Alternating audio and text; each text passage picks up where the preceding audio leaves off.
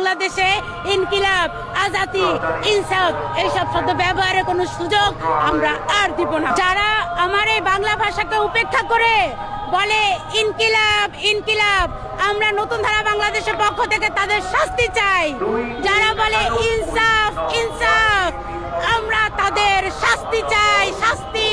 কারণ যে বাংলা ভাষার জন্য আমার দেশের ভাইয়েরা প্রাণ দিল, যুদ্ধ করলো, শহীদ হয়ে গেল, সেই বাংলা ভাষাকে উপেক্ষা করে আপনারা এসব উর্দু ভাষা বলেন।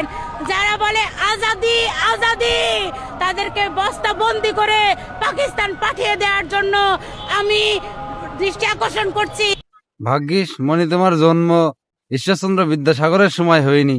যদি তা হইতো তাহলে তো ঈশ্বরচন্দ্র বিদ্যাসাগরেরও বিদ্যা তোমার কাছে মায়ের খেয়ে যেত। শহীদ মিনারের শহীদ কথাটাও তো বাংলা না, 21শে ফেব্রুয়ারি কথাও তো ইংলিশ। কই এসব তো গায়ে লাগে না, তোমার ইনকিলাব ইনসাফ এই কথা গায়ে লাগে। হ্যাঁ, কয়দিন পর বলবা যে আসসালামু আলাইকুম বলা যাবে না, ওইখানে বাংলায় কিছু বলতে হবে। এসব আসে কোনতে? হ্যাঁ, যুগে যুগে এসব জন্ম নেয় এটা কোন?